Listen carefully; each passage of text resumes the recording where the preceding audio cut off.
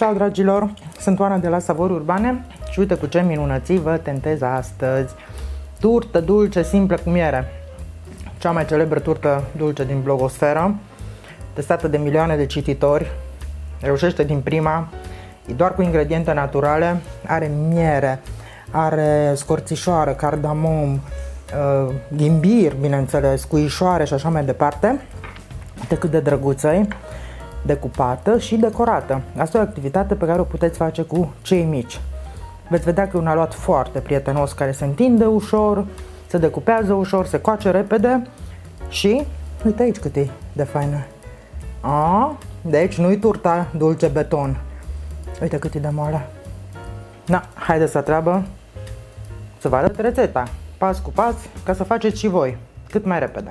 Pentru cea mai îndrăgită turtă dulce din blogosfera de la noi, din câte am observat, avem nevoie de următoarele ingrediente. 320 de grame de făină, pe care am și cântărit-o, e pusă aici. 100 de grame de unt, cu 82%, moale, la temperatura camerei. 200 de grame de miere, eu am aici și miere zaharisită, chiar am vrut să vă arăt că nu e nicio problemă, mai ales că urmează a fi topită. Un ou, o linguriță rasă de bicarbonat, da? Deci bicarbonat de sodiu alimentar, nu încurcați cu ăla de amoniu care se pune la albă ca zăpada. Bicarbonat de sodiu, o linguriță, un praf de sare și 2 linguri rase de condiment pentru turtă dulce. Asta vi-l faceți voi sau îl cumpărați gata făcut. Ce conține în principiu? Scorțișoară măcinată, cardamom, cuișoare, ghimbir, pudră. În engleză nu se numește gingerbread, deci n-ai cum să ai turtă dulce fără ghimbir în ea, măcar sub formă de pudră. Dacă aveți ghimbir proaspăt, puteți rade rădăcină de ghimbir, cam așa, 1 cm, de cojit și ras fin. Și, bineînțeles, zahăr vanilat. Aici am zahăr vanilat bourbon, un plic. În plus față de rețeta de pe blog, care practic a fost creată de Diana, ea au ajuns prin diverse încercări la formula asta pe care am și publicat-o de turtă dulce simplă și care a avut așa un mare succes, eu am decis să pun și coajă rasă de la o portocală și de la o lămâie. De ce? Pentru că mi-e așa mic Crăciunul, pe lângă scorțișoară și cuișoare, miroase Crăciunul foarte fain a coș de citrice și bineînțeles că se potrivesc foarte bine în combinația asta. Deci ele nu apar în rețeta de pe blog, dar nu greșim dacă le punem, ceea ce voi face în cele ce urmează. Cu ce începem?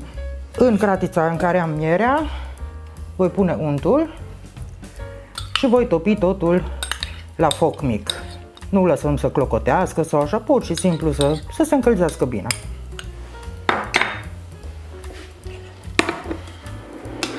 Cam așa trebuie să arate. Să fie caldă totuși. Caldă spre, adică fierbinte. Nu numai că s-o topit untul, că untul se topește și la 30 și ceva de grade. Deci un pic lăsăm aici totul pe foc. Pe urmă dăm deoparte și trecem la prepararea aluatului. Acum în făină pun lingurița de bicarbonat alimentar de sodiu, linguriță rasă. Deci rasă înseamnă așa. Un praf de sare, ou întreg, acum îl pun, vanilia, condimentul de turtă dulce, echivalentul a 2 linguri, am aici chiar mai bine de atâta. Și acum un pic vreau să acopăr ou cu făină, de ce? Ca să nu, dacă cumva e prea fierbinte mierea, să nu mi-l facă papară din prima. Că asta urmează să punem, mierea și untul topite, îți caldă, dar nu clocotite. Așa se face aluatul ăsta, cu miere caldă. Vezi, și eu l-am ascuns acolo. Așa, și ca să curățăm bine, luăm o spatulă faină. E păcat să pierdem așa ingrediente bune. Bun. Și ce mai punem? Cojile rase de lămâie și de portocală.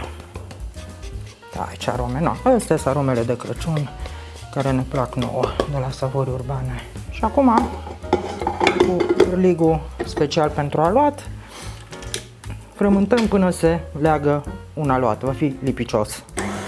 la viteză mică, medie. Așa trebuie să fie crema. Asta e alotul de turtă dulce. Păi, nu îl prelucrăm așa, bineînțeles, ci îl înfoliem și îl dăm la frigider. Pregătim în primul rând folie alimentară de plastic.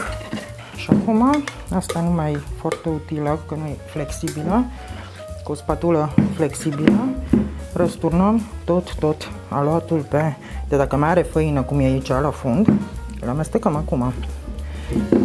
Roboții nu amestecă chiar uniform. Ce problemă. Unde vedem făină, amestecăm. Și turnăm aici.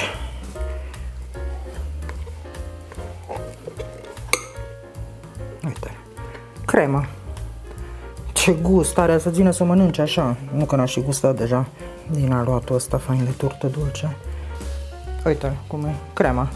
Și așa cum îl învelim în folie de plastic. Îi dăm o foaie cât de cât rectangulară, pentru că vom întinde foaie din el. Deci nu lăsăm cocoloș și în plus are suprafață mai mare de răcire, cu cât e mai plat. Mult mai repede se va răci în frigider dacă îi dăm o formă favorabilă. Cam așa. Aici la capăt îl închidem, aici îl închidem.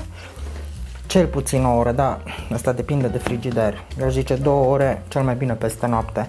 Dar vă speriați când îl scoatem că o să fie lemn, dăm cu el de mață. Pentru că se întărește untul. Și atunci îl mai lăsăm un pic la încălzit, înainte de a-l întinde. Da, la rece cu el. Am ținut la frigider cam 3 ore aluatul de turtă dulce. No, deja e altceva. Am pregătit un bol de făină, sucitor, o racletă, în caz că se lipește foaia, și multe forme. Uite ce fain o să tăiem, inimioare și steluțe și comete și brăduți și cizmă și de toate avem aici.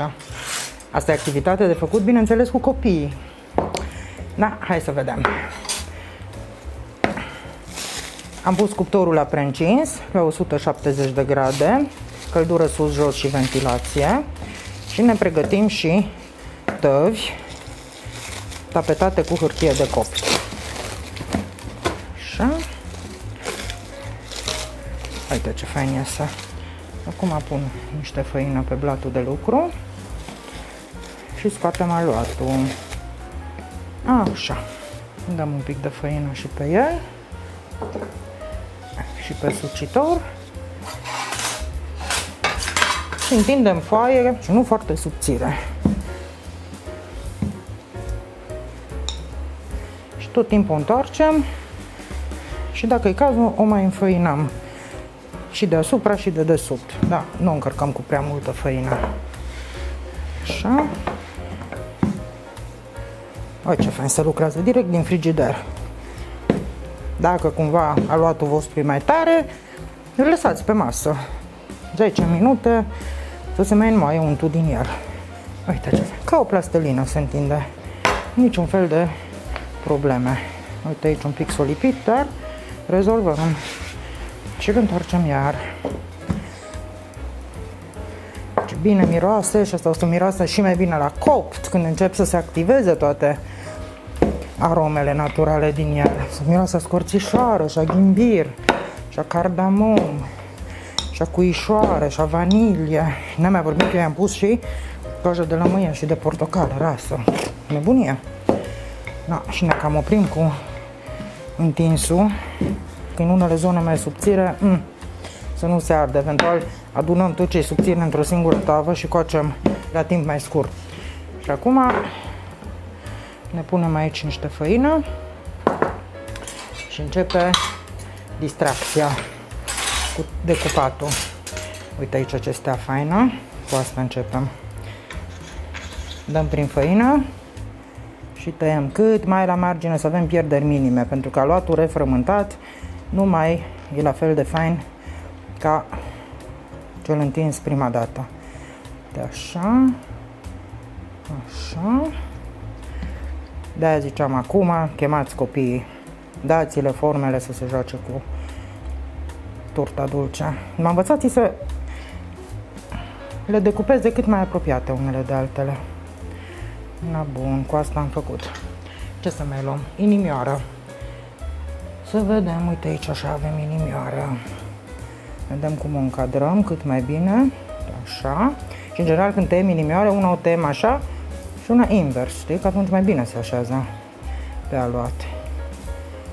Așa, și următoarea așa până în margine. Și am făcut și inimioară. Brăduț. Ăsta e cam mare. Să vedem dacă avem brăduț mai mic. No, hai și cu brăduții. Și aici, unul în sus, unul în jos. Atunci e perfect. Ca și spațiu. Și iar unul în sus. Aici aș avea loc de o steaură. Ar merge asta? Da, la fix. Uite, o steluță din asta medie. Am să venim dincoace cu ceva, uite de aici. Așa. Aici ar merge cometă, că i-ar intra codița. Fără să le ciupească pe celelalte, perfect. Uite așa o cometă. Și lângă ea mai facem una. No, avem și comete. Semiluna. Și cât mai strâns. Avem și fățucă din asta cu smiley. Facem una. Să nu tai din brad. Este mai complicat că trebuie să-i scoatem după aia ochii și uite așa trebuie să ajutăm. Cele le scoatem cu scobitoarea de acolo, resturile de aluat. Vai, ce față a ieșit. Și mai facem una. Și ăla se tot adună acolo în găurele, știi, pe aici. Și numai tu să iasă singur. Dacă faci o tavă întreagă, se împing straturile unele pe altele. Știi că avem și floare din asta mare cu găurică în mijloc. Facem și una din asta. Și aici ne-a rămas un disc. Pe ăla îl cocem separat. Omuleț, uite ce drăguț-i. Se încape perfect. Clopoțel, ăsta e foarte mare. Prefer să pun ceva clopoțel mai mic. Și așa mai departe. Să ne jucăm cu ele. Ăsta e unicorn. Hai să facem și pe ăsta. Preferam ren să fie, nu unicorn. Dar acum dacă pe ăsta îl avem, pe ăsta îl facem. Uite. Va trebui la coacere să le sortăm piesele mici într-o tavă și alea mai mari în altă tavă, că vă zic, au timp de coacere diferiți. Să nu ne trezim că le pârlim pe alea mici și alea mari nu sunt făcute. Și ce mai avem? Uite cizma, cum să nu facem cizma de Miculaș? Miculaș și Moș Nicolae. La Arad și în Ardeal așa zicem, că vine Miculaș. Și la nemții Nicolaus. Pe 6 decembrie ne punem ghetuțele și cizmele în geam. Seara în 5 se pun, în ajun. Și noaptea ce primim în Ardeal? Joardă. Primim crenguțele alea aurii și argintii legate cu panglică roșie, joardă. Și după ce coacem toate turtele astea faine, le putem ține și o lună jumate în cămară, în cutii metalice, nu? Că și alea din Germania, Lebkuchen, când vin, sunt cutii de tablă. Și toată lumea catolică, nemții, francezii, mă rog, austrieci și alte nații, belgieni și așa, încep din noiembrie să-și facă Weihnachtsbäckerei, cum se numește. Sunt produsele de cofetărie și patiserie, prăjiturile de Crăciun. Acum încep. Pentru că majoritatea au nevoie de timp de frăgezire. Și își fac la chexuri din astea, biscuiți, toate felurile și tot coc în fiecare săptămână, câte o tavă, două și depozitează în cutii de metal. Și la Crăciun, când apari cu 10-12 feluri de prăjituri și fursecuri făcute, e fain. Și le ai gata făcute din bună vreme, nu te atunci începi să nu mai știi ce să faci, curat, să speli geamuri sau să faci prăjituri. Este gândită să fie și în ajutorul gospodinei, tradiția. Mai avem ceva animal, asta e lamă, după cum arată, să văd dacă reușesc să o bag pe undeva, uite că încape oarecum aici lama. Că nu, asta a fost prima foaie. Și acum luăm tavă, așternută cu hârtie de copt și punem în ea ce am tăiat. Ce rămâne, întindem din nou foaie. Ar fi bine poate înainte să dăm un pic la frigider aluatul. Încercăm să nu băgăm făină în el prea mult, adică asta de aici nu mai punem în aluat și nu refrământăm, nu mai îl compactăm, ca să se păstreze fraged. Le strângem așa căzăturile. Ne ajutăm și de o spatulă dacă trebuie și o să vă arăt ce fac cu ele. Aici tava șternută cu hârtie de copt. În tava asta o să le pun pe astea mari, așa m-am decis, chiar dacă nu se va umple. Ele trebuie un pic de spațiu să aibă, că se umflă un pic la copt. De inimile astea sunt destul de mari. Mai am o floare. Stelele mari le punem tot aici. Foarte ușor se lucrează cu aluatul ăsta, extraordinar de plăcut. Nu mai e lipicios, nu e sfărâmicios, e excelent. Dau la frigider și aduc încă o tavă în care să pun astea mici.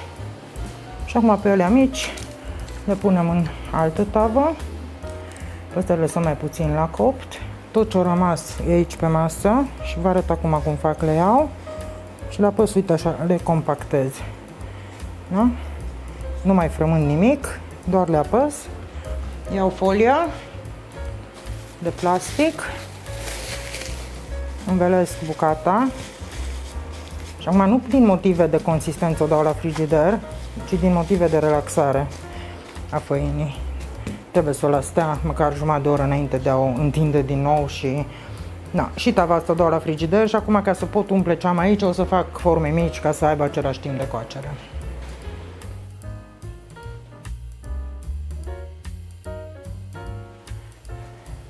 Uite ce faină e turta dulce, deja s-a răcit. Tava asta cu bucățile mai mari a stat 7 minute la cuptor, la 170, asta 5 minute și vreo 10 secunde. Uite cât sunt de faine. Chiar dacă s-or lipi, n-au nimic să desfac și sunt perfect coapte și în spate.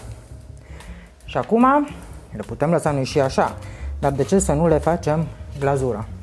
Mai de mult, am făcut sute de asemenea turte dulci decorate cu glazuri colorate. Uite cât de fain se pot orna împreună cu cei mici. Nu-i așa că sunt adorabile? De data asta am să le decorez simplu cu glazură albă de albuș, dar voi puteți pune coloranți în ea. Există și coloranți naturali. Vă las link în descriere. O să trecem la treabă. Le punem așa, să nu ne ocupe așa mult loc. Facem Royal Icing, glazura zisă regală. Avem rețeta și pe site, vă las link. Zahăr, pudră, albuș, zeamă de lămâie. În mod normal, noi pe site avem cu un albuș, 150 de grame de zahăr, pudră, vanilat, câțiva stropi de zeamă de lămâie. Acum eu fac jumătate de porție. Mi-am cântărit aici. Un albuș are cam 30 de grame, 15 grame de albuș, cu 75 de grame de zahăr, pudră, vanilat și vedem cât se punem din zeama de lămâie. Turnăm albușul peste zahărul, pudră și amestecăm cu un tel. Și încet, încet vedem cum se umezește zahărul. Acum tot amestecăm și reglăm consistența din stropi de lămâie, așa, cu picături punem. Nu nebunește. Așa un pic. Și le amestecăm. Așa să vedeți. Să nu fie cocoloașe. Cam așa să fie. Deci nu chiar să curgă din tel, dar totuși să fie fluidă. Treaba se rezolvă foarte ușor. Dacă puneți prea mult albuș sau prea multă zeamă de lămâie și e și prea subțire, mai completați cu zahăr vanilat, pudră. Uite ce fain stă. Și pe asta o să o punem în poș. Tot ce rămâne aici se va usca, așa că vom curăța foarte bine castronul cu Royal Icing. Și ștergem masa și ne apucăm de decorat. No, bineînțeles că pe lângă glazura cu care vom face diverse modele, putem aplica pe turta dulce diferite decoruri de zahăr. Biluțe festive, perle, sidefate, floricele, astea sunt tot felul aici, steluțe, delfini, văd că avem aici, sau de astea de zahăr colorat, streusel, cum le zice. Da, asta dacă vor copiii. Mai să trecem la treabă. tăiem un colț foarte mic, la 1 mm. Fiecare face după cum îi place. Iau așa o inimioară și la asta vreau să-i fac zigzag pe margine, cum se făcea la Cluj, la Negreni, la târg, celebrul târg de la Negreni, unde se făceau coliere din turtă dulce, aveau și oglindă în ele, era încastrată bucată de oglindă, se numea puiul târgului. Uite, asta e prima. Alta. De asta să facem o inimioară mai mică în mijloc, așa, și să-i punem și niște decoruri, perluță. Bineînțeles că puteți pune mult mai multe. Aici să facem conturul ochilor, la smiley și al gurii. Așa.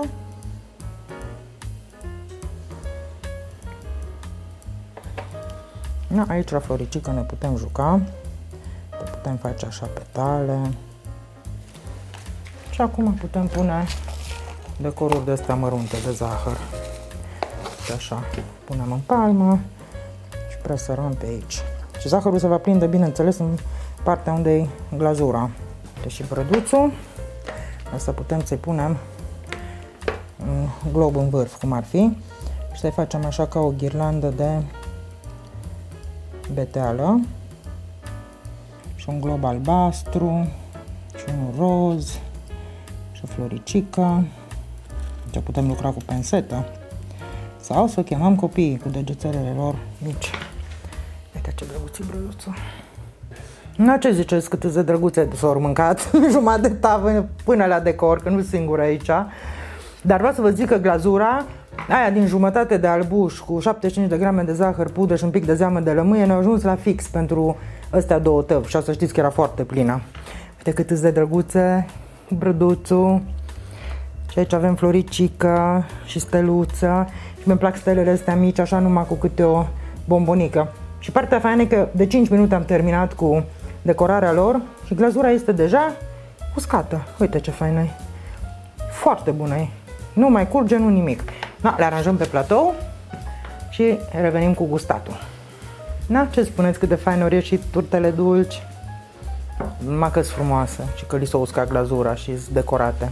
Sunt gustoase. Este cea mai bună turtă dulce. Și au zis toți cititorii. Și uite aici cât e de moale. Și asta acum am copt-o de cât? De 2 ore. Acum ele se vor mai întări mâine. Totdeauna așa, după o zi se fac tari. Pe următoarele zile se înmoaie înapoi. Uite ce faine sunt. Gustoase. Gust de miere. Se simt toate aromele, condimentele din ele. O nebunia. Fă-le și tu. Dacă le faci de acum și peste o lună sunt bune. Așa că dacă le facem pe, să zic, de Sfântul Nicolae, de Moș Nicolae prin 6 decembrie, până la Sfântul Ion avem turtă. Dar nu în cantitatea asta. Ne faci de 3-4 ori porția. Dă-ne un like, un share dacă ți-a plăcut rețeta noastră. Abonează-te la canalul Savori Urbane și ne vedem cu bine la următoarea rețetă. Ciao!